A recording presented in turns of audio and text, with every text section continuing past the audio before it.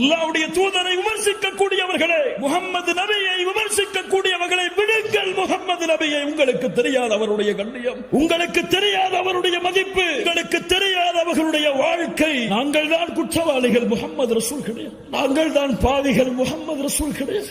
அந்த நபியுடைய வாழ்க்கையை உங்களிடத்திலே கொண்டு வந்து சேர்த்து அந்த முஹம்மது நபியின் கண்ணியத்தை உங்களுடைய உள்ளத்திலே பதிய வைக்காமல் இருப்பதற்கு நாங்கள் தான் குற்றவாளி.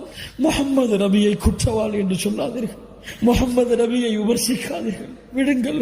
அந்த தூதருடைய நேசத்தோடு நான் சொல்லுகின்ற என் தாயை விட, தந்தையை விட, உலக மக்களை விடவெல்லாம் முஹம்மது ரசூலை நேசிக்கிறேன் என்ற வார்த்தை உண்மையாகவில்லை. இந்த உலகத்திலே, இந்த அற்ப உலகத்திலே உங்களுக்கு உதவி செய்பவர்களுக்கு நீங்கள் கொடுக்கக்கூடிய முக்கியத்துவத்தை முஹம்மது ரசூல் ஸல்லல்லாஹு அலைஹி வஸல்லம் அவர்களுக்கு கொடுக்க மறந்தீர்கள். அல்லாஹ்வுடைய தூதருடைய சமூகமே.